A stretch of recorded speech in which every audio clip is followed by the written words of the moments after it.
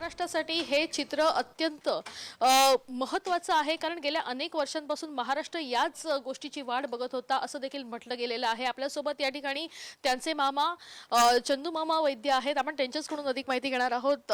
महाराष्ट्राला अपेक्षित असं चित्र जे आहे ते 5 तारखेला खरं तर दिसून येणार आहे. काय उत्साह वाटतं, कारण तुम्ही अनेकदा समोरून प्रार्थना केली होती की हे दोन्ही एकत्र आले पाहिजेत, मराठीसाठी महाराष्ट्रासाठी एकत्र आले पाहिजे. इच्छा पूर्ण होती तुमची?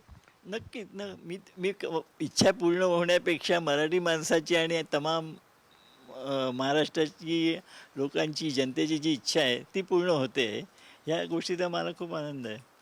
मराठीचा मुद्दा आहे आणि मराठीचा मुद्दा म्हणजे माय मराठीचा मुद्दा खरं तर शिवसेना किंवा मनसेसाठी तसा नवीन नाही. मात्र ज्या पद्धतीनं हिंदी सक्ती केलं जाते किंवा तिसरी भाषा सक्ती केलं जाते त्याच्या विरोधात दोनही नेत्यांचं हे एकमत झालेलं बघायला मिळतंय. यासाठी काय सांगाल? कारण मामा म्हणून तुम्ही फार जवळून त्यांना ओळखतात, आज एकमत झालेलं आहे. नक्कीच ना, ही आनंदाची गोष्ट आहे ना. दोघांनी एक एक पावलं पुढे टाकलेली आहेत. आता एक एक हातसुद्धा पुढे करतील आणि नक्कीच त्यांना यश येईल असं मला वाटतं.